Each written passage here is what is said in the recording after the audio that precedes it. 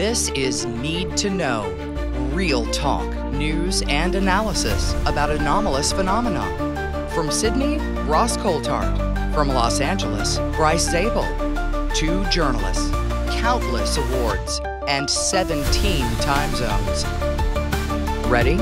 Let's break it down.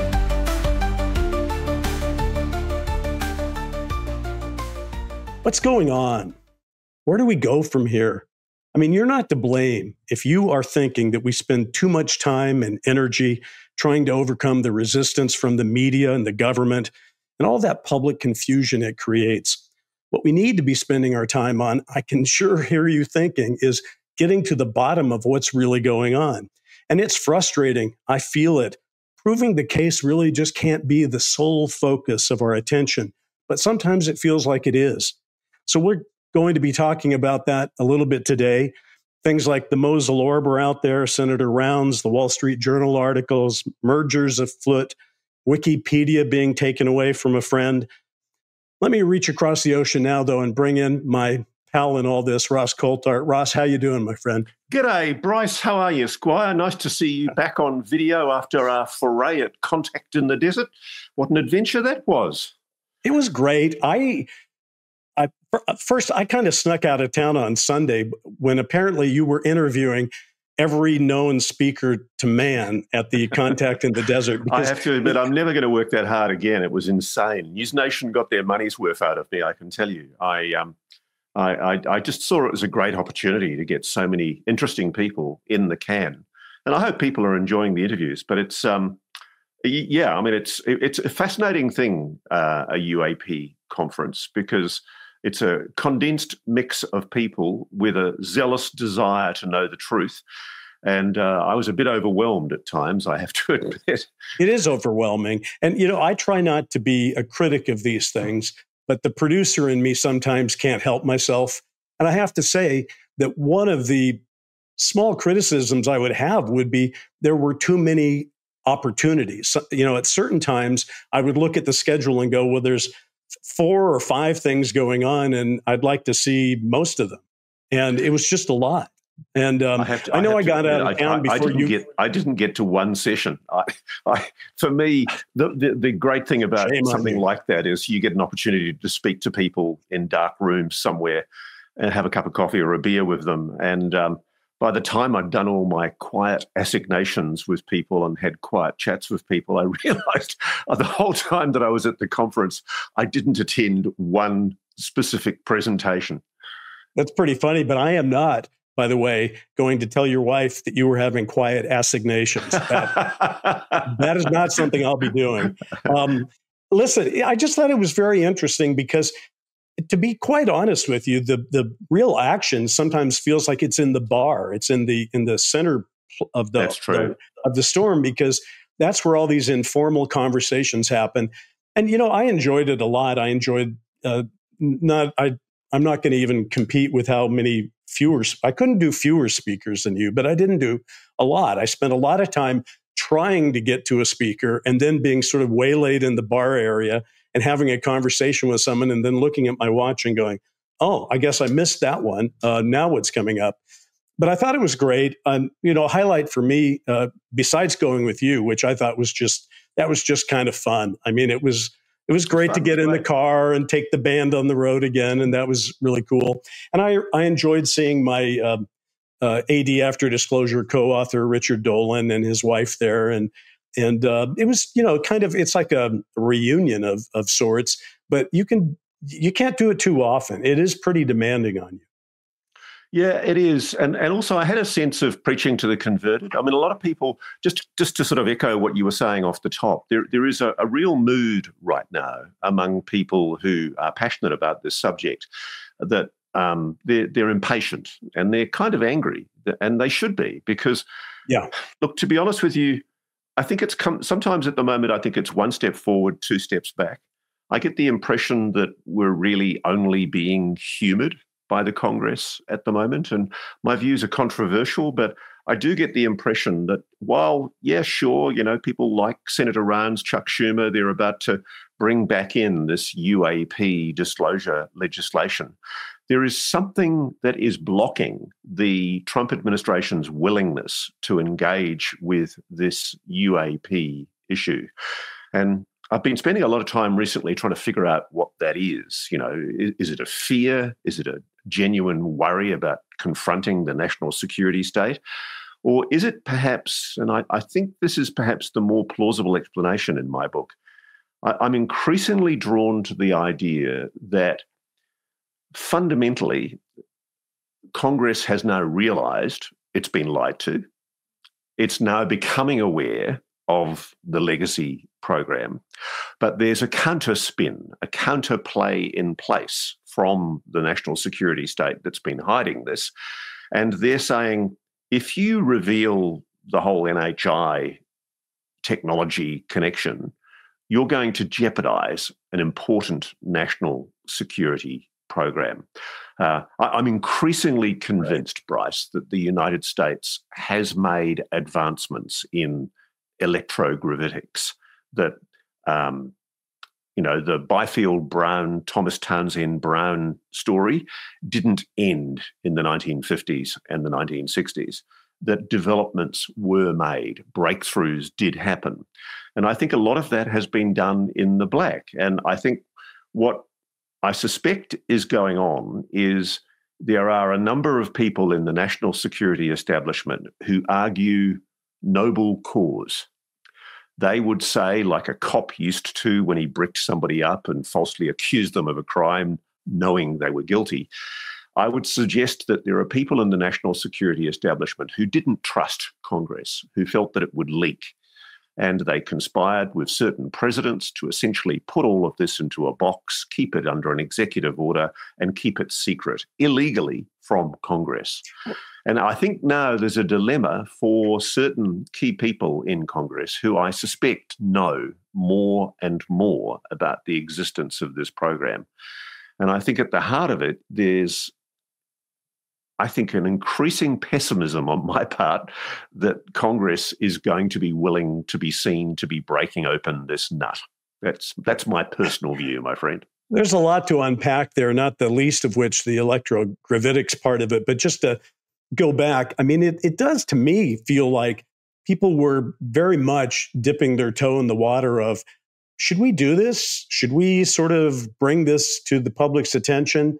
And it did seem like there was a lot of forward motion on that. There still seems to be some. But I think at the end of the day, it's possible to think, well, there's only so many people who can actually so-called disclose with a capital D. And one of the things that I'm pretty convinced about disclosure is that if you go capital D, then that's going to knock everything else off the front page. And there's just a lot going on right now. There's a lot of political agendas that people have. There's a lot of things that can't be controlled. There's a lot of international events. And, once you sort of let that cat out of the bag, then it's sort of all disclosure all the time for at least a while. And it raises so many questions, not the least of which, going back to your gravitic comment, which is, well, forget that we're not alone. What do we have? And when did we have it? If I was a congressperson, that's probably equally important to are we or are we not alone? Because I saw your Mike Rounds thing, and Rounds seems to be saying, yeah, that's pretty much on the table, that we're probably not alone. At least that's how he came across to me.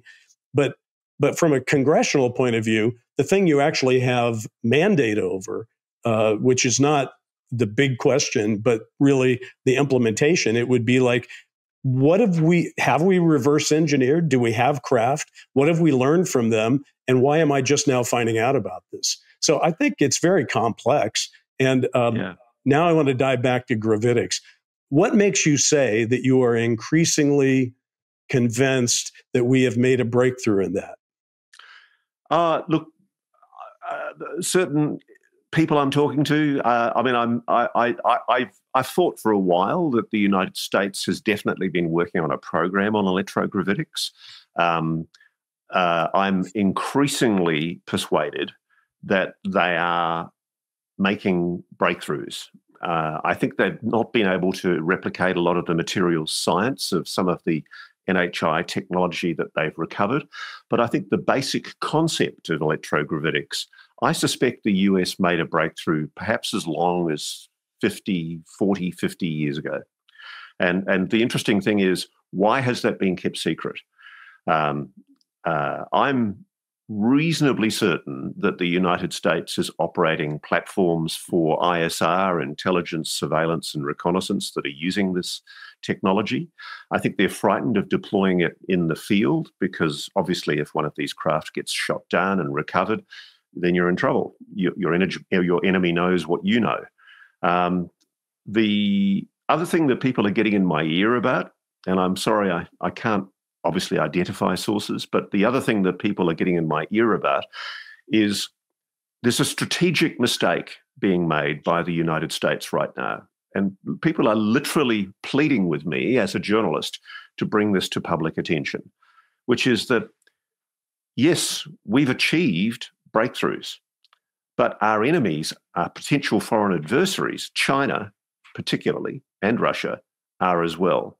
And there's a fear that because of the excessive secrecy and compartmentalization that's been placed around this topic, we are losing any potential advantage that we've been enjoying in, say, the last 20 or 30 years. And our enemies, potential foreign adversaries, are beginning to overtake us. And it's interesting. I'm doing a lot of work at the moment. I noticed that there's a House Oversight Committee hearing into drone incursions, and they're taking an interest in the drone incursions. And just recently, I've been talking to people about the drone incursions over CONUS, the continent of the United States. And those incursions, of course, were also taking place in different parts of the world, notably over military bases in Western Europe and the UK, and notably military bases known to be supporting or storing American nuclear weapons.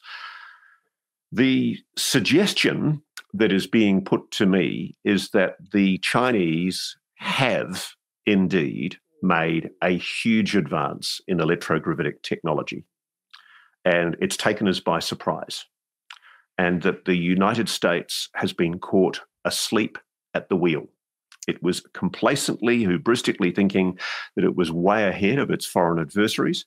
And in fact, the big show that took place, notably, I know it was reported mainly over New Jersey, I'm increasingly persuaded that the initial show, at least, was, in part, Chinese.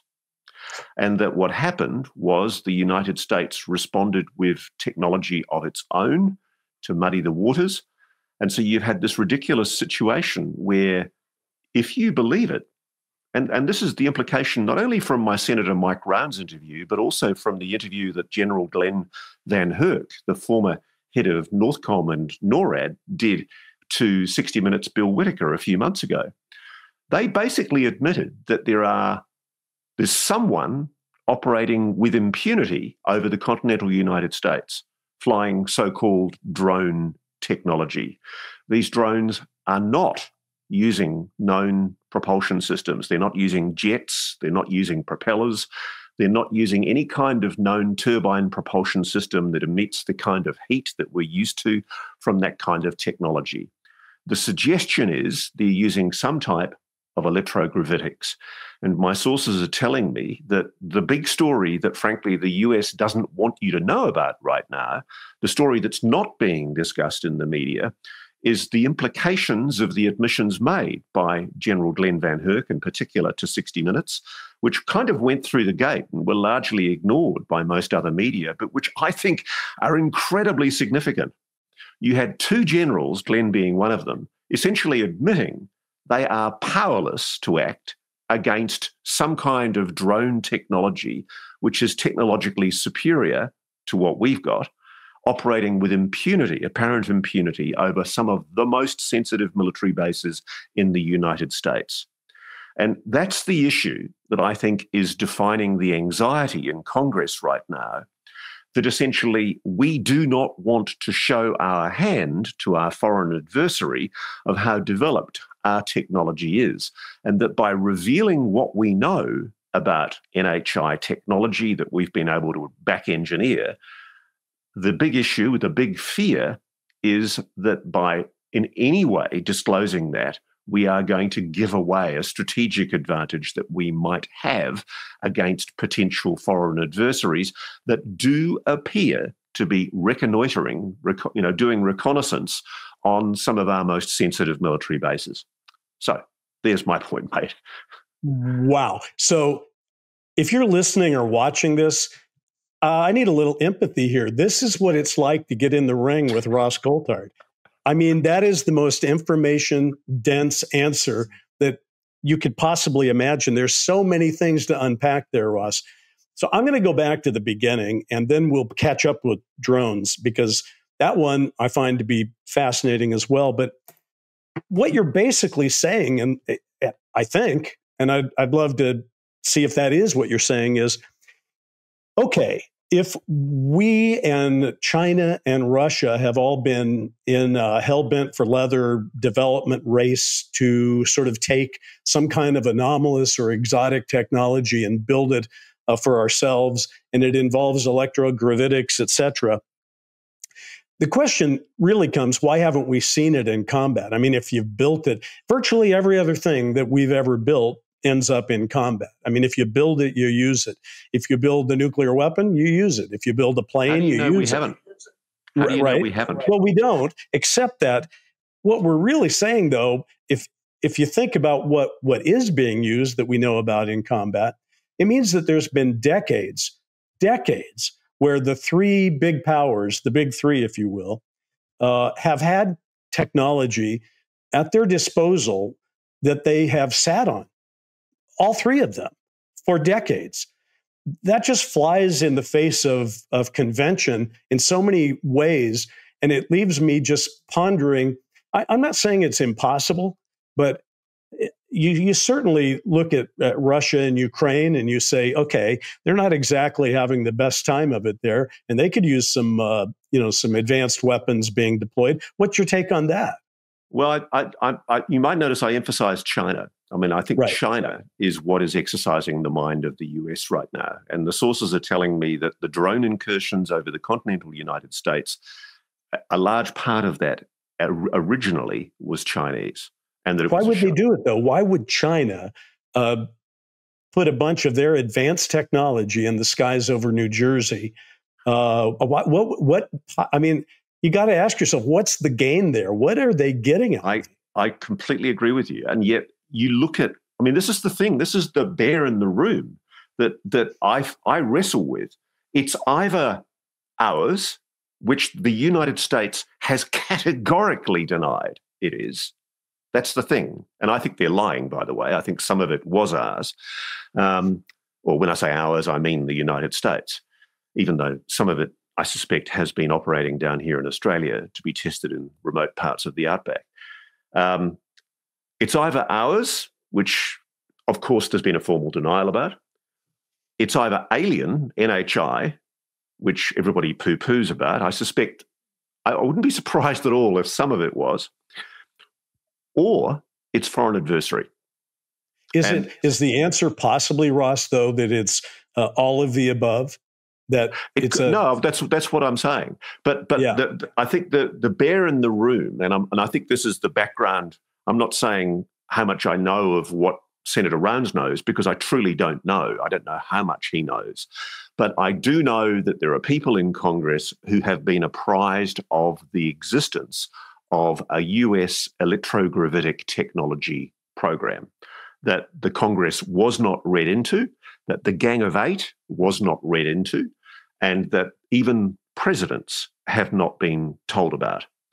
And I think what's happening at the moment is the CIA, the Defense Department are scrambling to bog up the cracks in their deceit. And I think there's an ex post facto attempt to try to brief key people in Congress and keep Congress happy.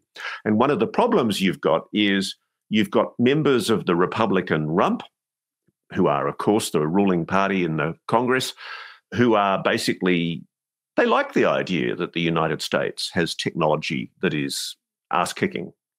The problem is, my sources think they're not being told the whole story.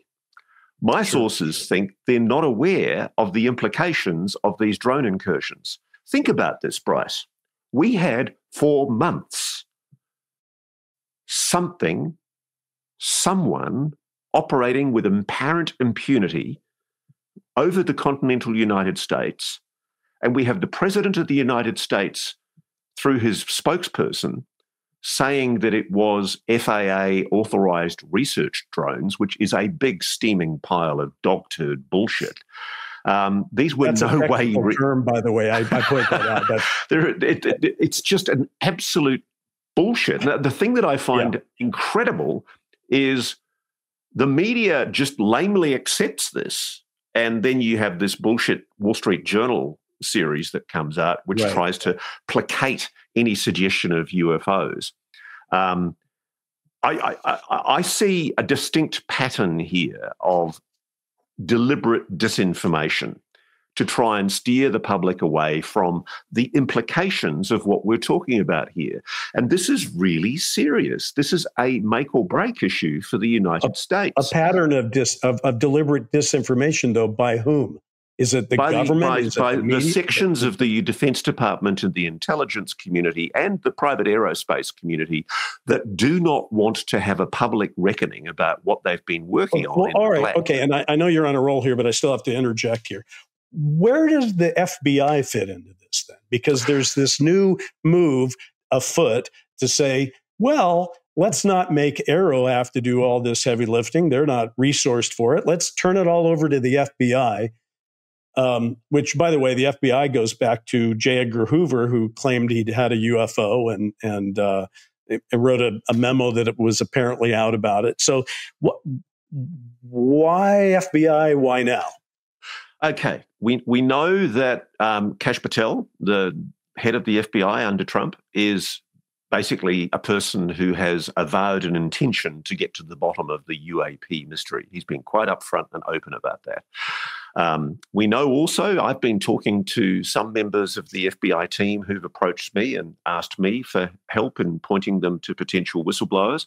There is an ongoing, and has been for many, many months, FBI investigation into alleged federal crimes. They're taking very, very seriously the suggestion that there's been any illegality or criminality committed by anyone in this UAP story. This is an ongoing FBI investigation, and I can tell you, having spoken to some of these people, they're good people, and they seem very determined to get to the truth. And as I think you and I are referring to, there is a proposed piece of legislation that will likely come up before the Congress in the next month or two, which essentially would designate the Federal Bureau of Investigation, the FBI, as the lead agency to investigate unidentified anomalous phenomena. And it's also assigning, if this legislation goes through, the FBI to collaborate with AARO. But let there be no doubt, it's essentially sidestepping the Defense Department's appointment of AARO as the lead UAP investigator. And what it is, if it's passed, it would be a reflection by the Congress of a determination to get to the truth, notwithstanding the overt deceit and disinformation by previous representatives of AARO in their dealings both with the Congress and with the public. And in fact, in the draft legislation that I've got here on my desk, it makes the point that the ODNI, the Office of the Director of National Intelligence, when it concluded in 2021 that UAPs clearly posed a flight safety issue and may pose a challenge to US national security, it actually pointedly states it could only resolve one of the 144 incidents of UAPs studied in that ODNI report. And it also underlines in its findings that in subsequent assessments concerning UAPs delivered to Congress, the Department of Defense has similarly proven unable to resolve all such anomalies, with the fiscal year 24 annual report on UAPs reporting 757 incidents of UAPs, of which 444 cases lacked sufficient data to facilitate analysis.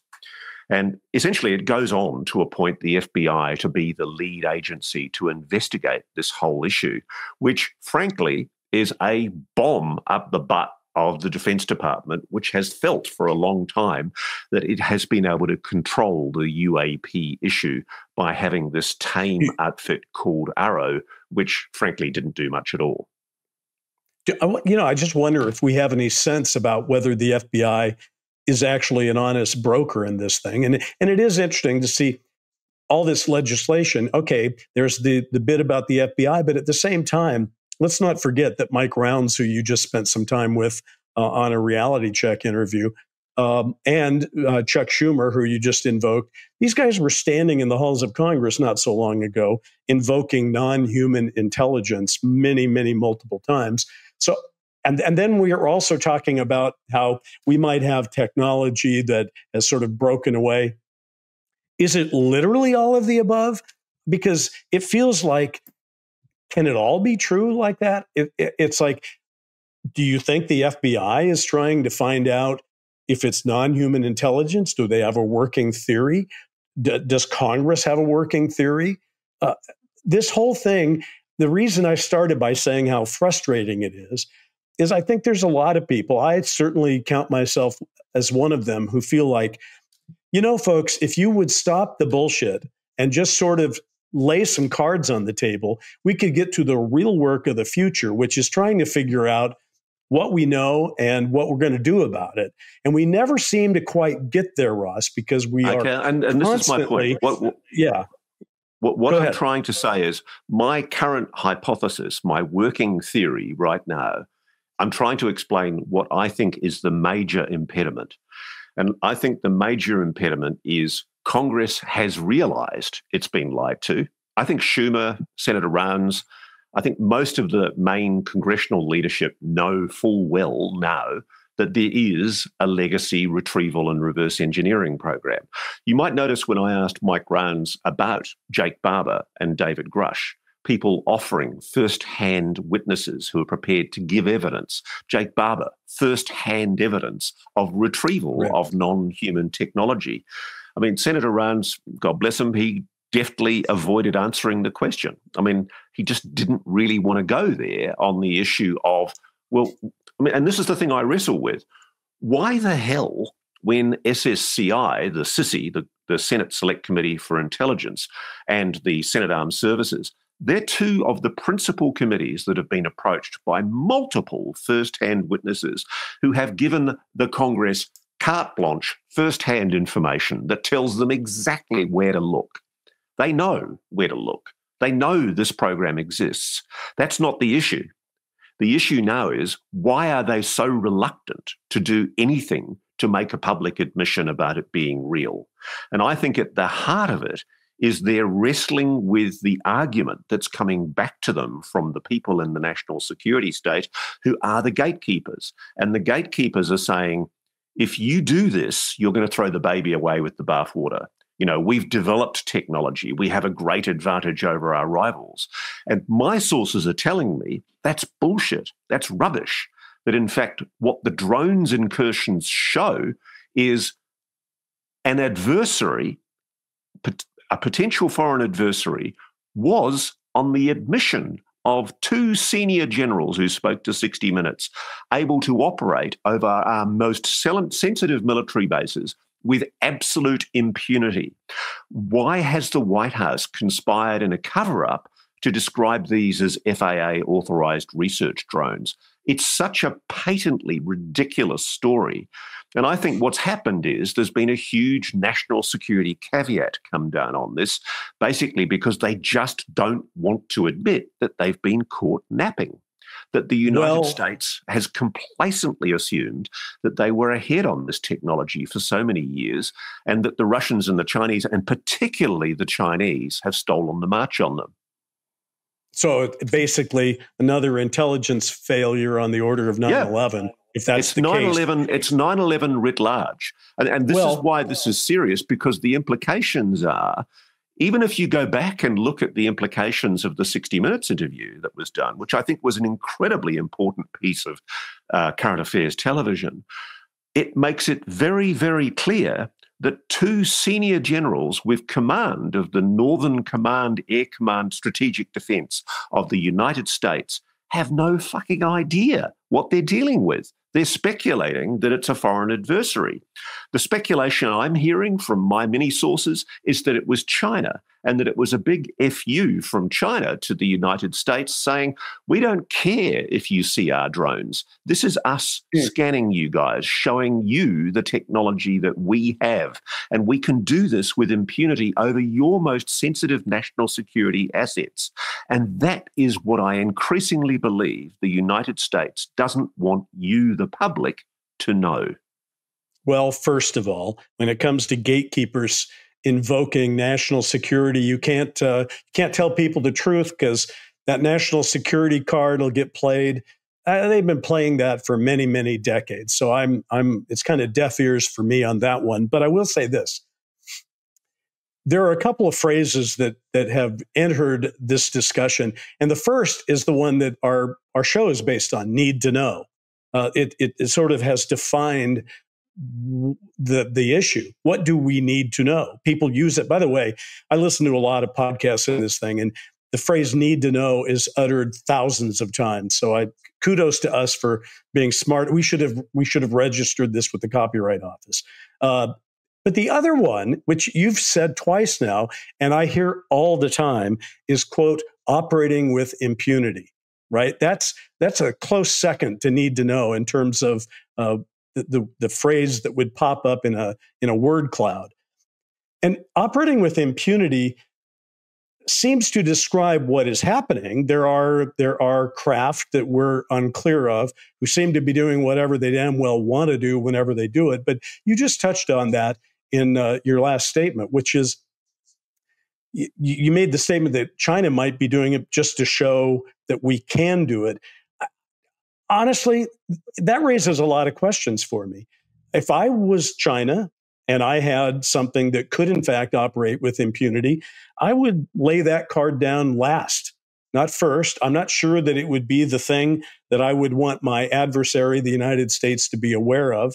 And I certainly wouldn't want to possibly have one of them land in a field, shot down in a field of New Jersey. So I still, Ross, to be honest with you, at the end of the day, I just keep looking at the fact trail that's out there, whether it's drones or this legislation or history, which is something that gets repeated constantly. What's the advantage of operating with impunity, whether it's non-human intelligence or an adversary? If it's non-human intelligence, I think you could argue operating with impunity might not be a choice. It may just be that's how they roll. You know, that they're not really thinking of, well, what are these puny earthlings going to do if we want to fly our craft around? Tough. But China, Russia, I don't know. It just seems like it violates what historically has been the patterns of the development of these advanced aircraft. We didn't lay the cards down on our advanced aircraft until we had to. We didn't talk about the U-2 till the Russians shot one of them down. So what has changed in your view? I don't know what's changed, but I just want to remind people of, because I really think the US national media and a lot of commentary has completely missed the significance of what one of the most senior generals in the US Air Force, now retired, General Glenn Van Herk, who was the joint commander of NORAD and NORTHCOM. They're the two military commands that protect North American airspace. He's just retired, and he told 60 Minutes that we don't have an answer. We can't track these drones. It's the capability gap. They can come and go from any direction. The FBI is looking at potential options, but they don't have an answer right now. And there haven't been answers for similar encroachments for more than 5 years. And then the 60 Minutes story reminded people about the story that Jeremy and George Knapp talked about, the Navy warships off the Californian coast that were shadowed for weeks by dozens of drones. And if you remember, that was another drone flap that came and went. And what I'm saying is these events are in plain sight. And we keep on hearing about them, and they just go over our heads, and we ignore them and don't realize the significance of what they mean. And the Pentagon, I think, is almost that they almost like the idea that they can explain it away as UFOs, because I suspect what they don't want to have to admit is the implications if it's a potential foreign adversary. The ship's logs show that at the time in 2019, those objects were identified as drones, and the Navy suspected they came from a Hong Kong registered freighter that was sailing nearby, but they couldn't prove it. And since then, as the war zones documented, and as we've talked about, I've done it on my own show, Reality Check. I interviewed a guy called John Butner, who 60 Minutes went on to use on their show. There's been incursions of so-called drones over key infrastructure assets and nuclear assets all over the United States, Western Europe, and the UK. And these objects, whatever they are, the source of them hasn't been resolved. And you've got an admission to 60 Minutes that they can't track where these objects are coming from or where they're going to, and they haven't been able to shoot them down. That's what I mean when I'm saying operating with impunity. And this is a huge issue that basically we are not getting answers. I mean, I know Roger Wicker from Mississippi. He was the chairman of the Armed Services Committee when he was interviewed by 60 Minutes. And he essentially confirmed that they are spying incursions. And the interesting thing is Donald Trump, under his new administration, is trying to have you believe that all of the drones that were seen over New Jersey were FAA-authorized drones. Somebody is lying. There are obvious contradictions here. And what I'm telling you is, my sources are telling me that what the US is unwilling, because it's a classic failure of intelligence, it's a failure of command, it's unwilling to admit that at least some of these drones in the original demonstration or show that took place, they believe were Chinese. And it's basically the Chinese saying, we know we can operate with impunity over your most sensitive national security sites. That is a display of just how vulnerable the United States is. If China had wanted to launch attacks, like, for example, Ukraine launched on Russia inside the Russian Republic, that extraordinarily successful attack, they're basically saying they could have done. What I don't understand is you've got admissions from General Glenn Van Herk, and there was another general also interviewed in the same story, General Gregory Gwillow, that they need new systems to counter this threat. And what I find is completely disingenuous of the United States Air Force is it's been sitting on, I believe, anti-gravitic technology now for decades, complacently thinking that they could continue developing this in the black and keep it secret from the American public and the Congress. They've started now, I think, selectively briefing and admitting to certain key members of Congress that they've got this technology. And yes, we've been very naughty. We haven't told Congress about it. Yes, we did lie, but this was done under a presidential executive order that probably doesn't have legal effect, but here it is anyway. And I think now Congress is wrestling with how to tell the truth with the American public and protect whatever fledgling remains there are of the credibility of the United States military in dealing with what is now quite clearly an extremely dangerous drone threat from our foreign adversaries. That's the story. It is a great story, and far be it from me to get in a competition with you about sources, because I lose that battle hands down if we actually did that. But I do have people that say, don't count the U.S. out, that we have done this work for many decades ourselves. And it's not like we got nothing, that we got a lot of great stuff in a lot of very secret places, and that we just haven't shown it as widely potentially as the Chinese.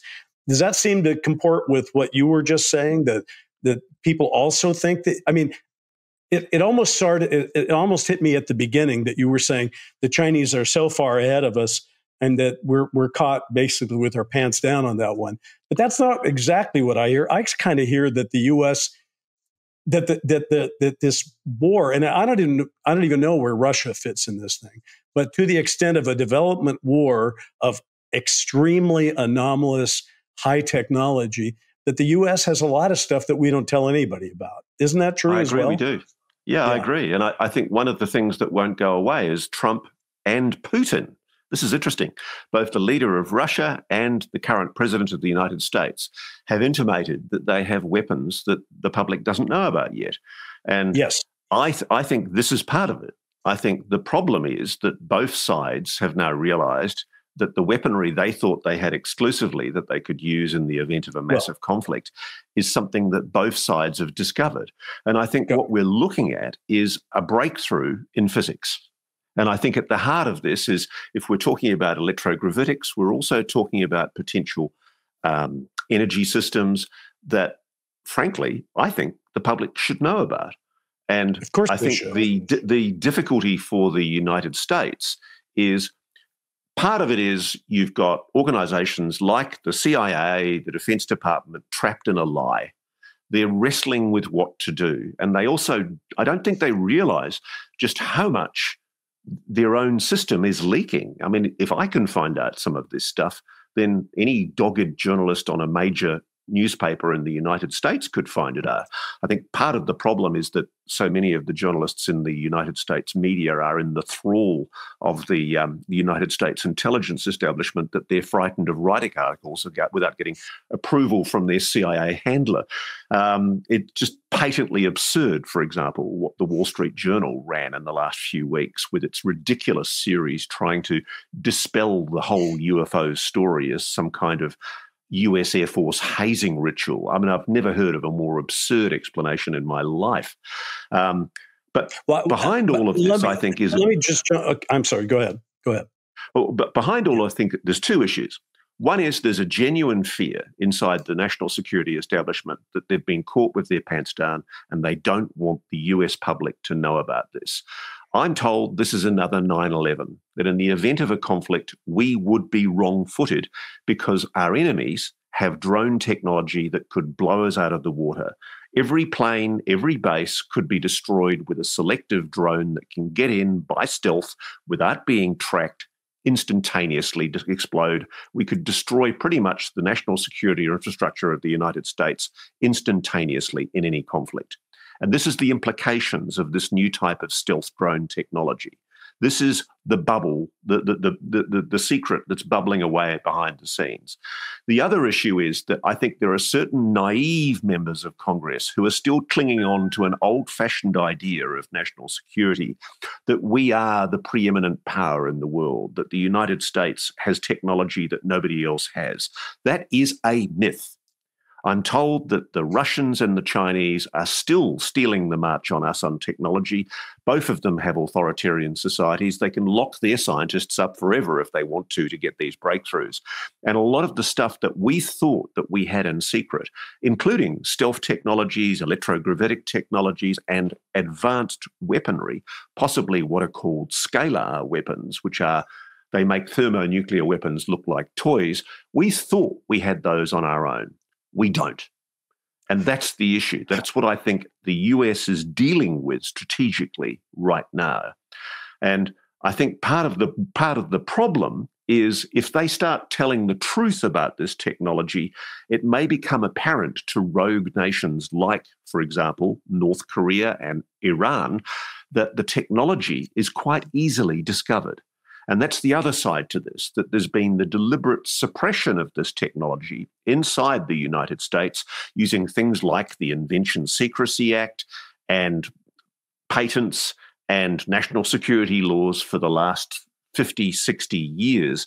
And the cracks are finally starting to break because they've realized, Congress has realized that excessive belief and reliance on national security, you guys just put up with us, we're in uniforms, we know what we're doing, we're in charge. These are the same people that made catastrophic mistakes at 9/11.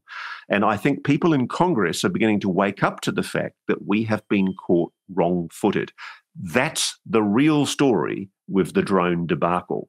In fact, you've got this blatant contradiction between what General Gregory Gwynfor and General Glenn Van Herk told 60 Minutes a few months ago, and what the White House has said. Why are two poles lying? It looks to me like the US Air Force decided to try and make a mea culpa on one of the premier news programs in the United States. Why did the White House put out a contradictory message? I think it's because the president doesn't want to have to tell the public the truth, not only about UAPs, but about how vulnerable we are because of our failures to do the right thing with this technology.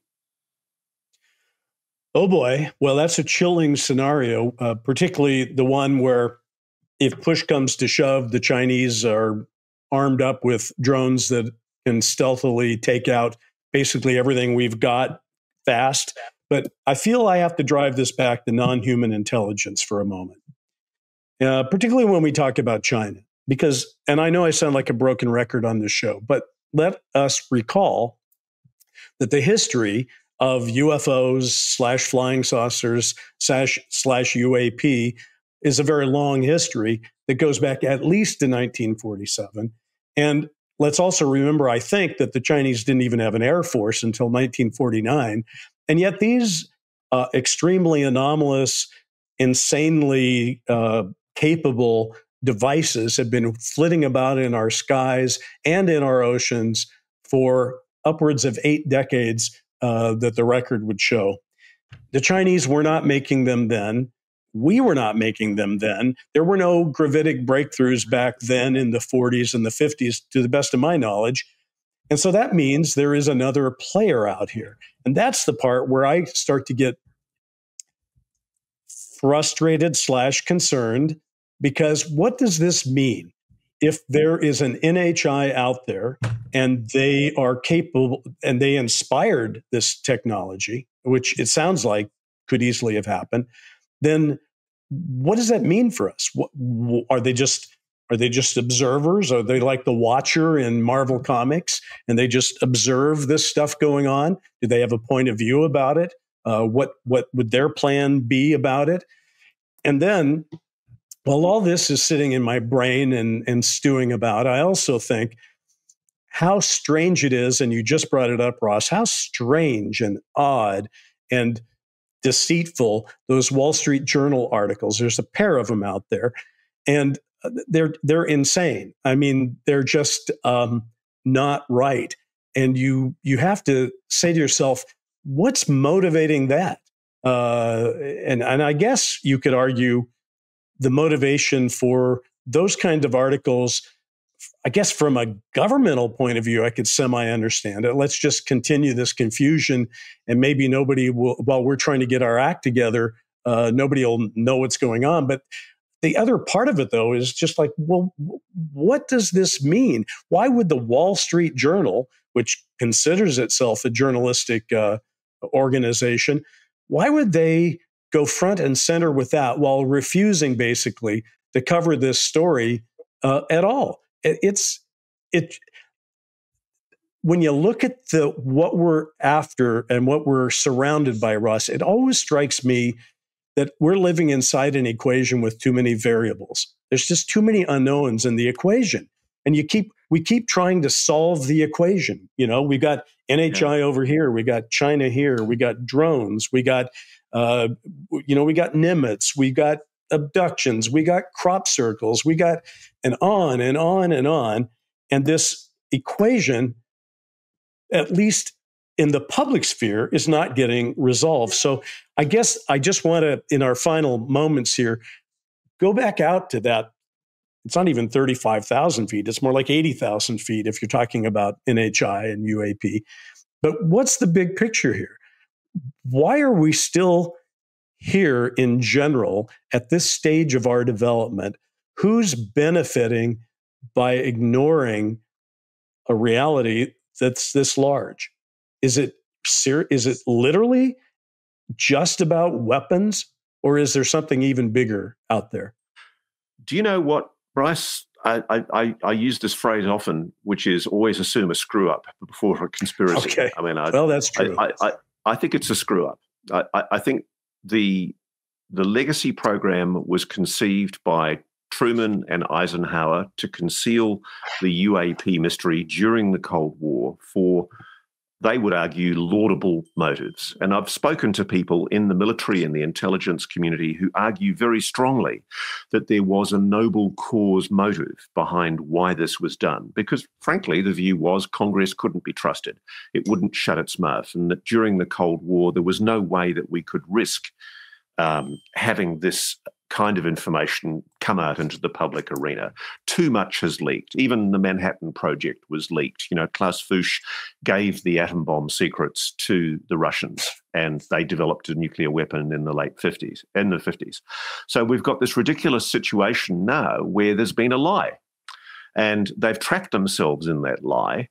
And because it was so compartmentalized, what I'm suggesting is the excessive compartmentalization of that lie has now put us in a position where we are at a strategic national security defense disadvantage. The drones debacle shows this. The White House is trying to conceal the truth. 2 Air Force generals, Gregory Gwillow, General Glenn Van Herk, go on 60 Minutes and admit that we cannot track, detect, or shoot down, bring down these objects that are breaching the security airspace over sensitive national security installations with absolute impunity. On the record admissions from 2 very senior former generals. What the hell is going on? Why did that go without a passing mention in any of the media? That's, to me, the most important issue here. We're now told by the White House that these drones were FAA-authorized drones. I mean, that's just patently ridiculous. It's nonsense. It's a total lie. Why would they lie about this? The only reason I can think that they're lying about this is because they're trying to conceal the level of incompetence that has allowed the United States, after the expenditure of trillions of dollars on its national security budget, to develop a strategic disadvantage with its potential enemies. That's based on what you just said, we should assume then a Manhattan Project style endeavor is ongoing right now to try to catch up. Do you hear anything about that? Well, part of the problem that I'm hearing from people in the program is that that effort isn't happening, and that they're seeing the Chinese particularly developing advances that are far beyond what we're capable of. There is, in fact, a frustration that a large part of this program has been egregiously underfunded, and that a lot of what has been developed has been kept secret by the private aerospace companies that control it. I'm going to leave you with one thought today, Bryce. I now know categorically that the Tic Tac is Lockheed Martin technology. Okay. The Tic Tac is Lockheed Martin technology. Why are we being lied to? This is the issue. Why is the United States government now participating at White House executive level in collusion with the national security state to keep secret the fact that they've made these advances? I suspect it's because they've realized that they're being overtaken by their foreign adversaries, and they don't want you to know that. Okay, the Tic Tac is Lockheed Martin. Well, in some respects, given how insane the Tic Tac behaved during the Nimitz, where it went from 80,000 feet to sea level in less than a second, then I would say, well, there's one for the U.S. team that obviously we have some good stuff out there, if that's the case, right? Yes, but how much of that is being shared with the actual Defense Department that's responsible for the defense of the United States? This is the kind of questions that Congress should be asking. I see what you're saying. So you're saying Lockheed Martin might, or anybody, but Lockheed Martin in this particular case has a Tic Tac that they are testing and have been testing and have access to, but they might not have shared it with the Defense Department of the United States, which probably paid for it in their trillion-dollar budgets. That's kind of mind-blowing in itself. Those are the questions I think Congress should be asking. I mean, what I'm saying basically is... Why are you saying this, by the way? Where is this from? How do we know this? What's going on? I'm sorry, Bryce, I can't go there. But Yeah. what I'm telling you is I'm increasingly thinking that we're not looking at the right issue. The issue isn't, is there NHI? There is, absolutely there is, and the US knows that, full-blown, beyond any shadow of a doubt. And they know that they're trying to develop technology from that NHI tech, and it's been a secret now for 80, 90 years that they've desperately tried to keep using intimidation, threats, murder, and it's failed. It's slowly starting to creak open. I think there's been a complacency here, just like there was a complacency prior to 9/11. And the genuine scientific concern is that we are being overtaken by our adversaries. We do not have much time. We are sleepwalking into a confrontation with China in the apparent belief that it will be a conventional war. What if, when China invades Taiwan, which will happen, what if the first thing they do is put stealth drones on every single American military installation on the planet and take out every single plane before it's been able to get up in the air? That's the implications of this kind of technology. You have an admission from 2 senior generals of NORAD that is the capability represented by this foreign adversary threat.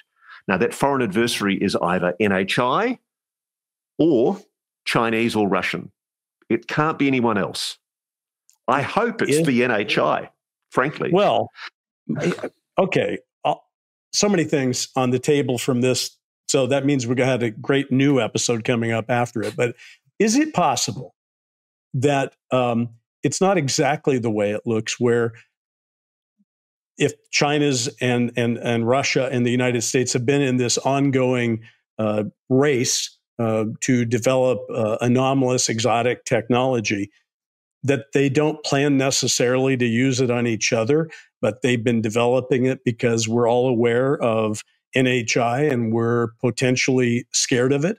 Is this a defensive kind of thing, potentially? I've certainly nobody's suggested that to me. You know what we're all thinking? We all like to think that governments know what they're doing. They honestly don't. They're only there for, in the case of the US president, for 4 years. And so for the first 2 years of his term, he's desperately trying to shore up his popularity for the midterms. So it's largely all about economic success and prosperity. And the other major issue is national security. And Trump's trying to tick the boxes on that. Meanwhile, think of the implications here. I think the 60 Minutes story featuring General Gregory Guilleau and General Glenn Van Herk will go down as one of the most important admissions ever made by an arm of the US military, that they are effectively powerless against objects called drones, which have been breaching the airspace over some of the United States' most sensitive military installations. In the event of a conflict, that will be remembered, I think, as a seminal moment when the military tried to sound the alarm. Because I'm told there are people in the military and the intelligence community who want you to know this stuff, but that the political side, the executive arms of government, don't want to admit this fundamental weakness. I mean, look around the United States. Your roads are crumbling. Your bridges are falling into the water on occasion. Basic infrastructure isn't being repaired. An enormous amount of money is being put into national security and defense. You, the American public, are entitled to know where the hell that money's going. Congress is failing you. It is lying to you about what it knows. Senior Congress people and senators have been briefed about the legacy UAP program. The intelligence and defense community is trying to paper up the cracks in the lies that it has told. And the dilemma for the national security state and for the executive arm of government is, how do they begin to tell you the truth when they've realized that our potential foreign adversaries have stolen the lead? That's the story. That is a great story, but here's another story for you. It is entirely possible that I guess less than 2 years ago, when the NDAA, the National Defense Authorization Act, was being debated. And you and I had, frankly, the only major row that you and I have ever had, which was over eminent domain and who can. Is it not possible that legislation has eminent domain in it as an issue, that the government would be able to go seize potential things from private enterprise if the government, in fact, thought that Lockheed Martin had a Tic Tac? Wouldn't we want to go seize it? Bloody hell, we would. And yeah, right, exactly. But that hasn't happened. And, I can tell you, David Grush has told them exactly where to look. Jake Barber has told them exactly where to look. This is why I just found it, in many ways, I find it absurd that we're still debating the issue of whether the NHI technology recovery is real. Of course it's real. The issue is, the big issue we need to start confronting is, why is there a logjam in Congress? Why won't Congress deal with this? The reason why is because it's not politically expedient to do so. And I'm beginning to increasingly think the reason why it's not politically expedient is because they don't want to admit it's another egregious screw-up on a par probably far worse than 9/11. We are being, and then also, caught napping. why is our media complacent in that story instead of reporting it like you are? Why are we having esteemed newspapers like the Wall Street Journal writing these articles? And by the way, we never got a chance to talk about it, but Wikipedia even bounced our friends over at the debrief off Wikipedia. This is outrageous, some of this behavior that's going on, right? Look, we're living in a very dangerous time where, frankly, let's be honest about it, most of the mainstream media is emasculated by its relationship with the national security state. It's dependent on drop-feeding relationships. Let's go and feed the chooks and give the journalists the latest drops about Ukraine or the Middle East. And they're terrified of upsetting their sources inside the national security establishment. There's a need now more than ever before for probing investigative journalism. And it's not happening anymore in mainstream media. It's happening online with people like you and me. The work that, for example, I'm doing at Reality Check, and the work that George and Jeremy are doing over at Weaponized, and the work that Christopher Sharp is doing over at Liberation Times. It's all woefully underfunded. And that's the issue. Back in, you're in my day at premier mainstream newspapers and TV networks, there were multi-million-dollar budgets to deploy people like myself and yourself to go out for weeks at a time, months at a time, and ask the hard questions. In the good old days, frankly, you wouldn't have had a 60-minute story like that come up, where you've got two senior generals admitting a major hole in the United States strategic defense, and it doesn't get picked up by any of the national security media. Now, you and I have been going on and on and on about that, the significance of that 60-minute story since it aired. We understand that, and our viewers understand that, so we can be proud of that. But the issue is the political leadership in the Congress, they are trapped in a logjam. And this is, I think, the key issue. It's not, are NHI real? Have we recovered NHI tech? Of course we have. Tick yes to both boxes. The big issue is, why is there this logjam? Why is it, for example, that when the UAP disclosure legislation does come back for a third time before the Congress, there will probably be a resistance from even some of those who have previously avowed support of UAP transparency. And I think it's because the government is exposed. It knows it's inheriting a dog's breakfast. We are walking very, very slowly towards another catastrophe unless the United States faces up to the strategic failures. And at the heart of those strategic failures, at the absolute heart of it, is the recovery of NHI technology, which the United States tried to keep secret and failed to do so, by the way, but which our foreign adversaries have essentially secured an advantage over us on. That's the story. Well, I'm going to take a few minutes here after we're done and go let my head explode and sit on the couch and consider all these things. Look, you blew. First of all, is this just so as we close this out? This thing you just said about Lockheed Martin, is this the first time you've said that in public, or have you said that before? Look, there's been speculation for a while that it's Lockheed Martin, but I'm now very, very sure that it was Lockheed Martin. Okay, well, I know we're going to be hearing more from you. I think the Tic Tac is part of at least two different platforms that Lockheed's been working on, different platforms that they've been working on. And it's technology that until very recently, most of Congress was completely unaware of. Well, and I just hope if there's a war with China or a war with NHI, I just hope Lockheed Martin remembers who helped pay for it, and they're on our side. That's what I would say. Well, I hope they are. I don't think we can have any expectation, though, unless the public demands answers, that we're going to get the truth. And I certainly don't think you're ever going to see a president stand up and admit any kind of truth about NHI until this. I disagree with you there, my friend. That is not an item of controversy between us. It's just eventually it's going to happen, in my view. Now, if you're really saying, I don't think we're going to see it in 5 years, yeah, I could nod my head at that one maybe, because there's a lot of pushback. But, the truth will out on something of this big and with this many people talking about it. We'll see. But you know what? We've done all the need to know we can do for a month here. So I'll see you next month, and let's pick this conversation up then. Thanks, Bryce. Gosh, we've been talking for an hour and 6 minutes. How did that happen? Yeah, well, sometimes you just get carried away.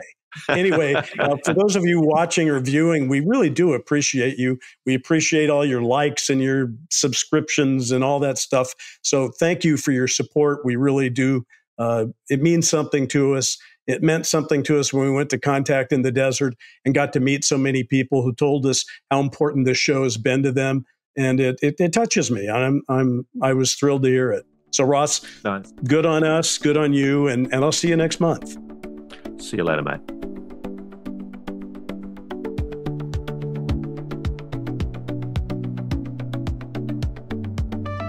Need to Know is produced by Bryce Zabel and Tyler Stevens and is brought to you by Stellar Productions. You can learn more at needtoknow.today. We appreciate you and hope you'll spread the word. See you next time, because these days, you really do need to know.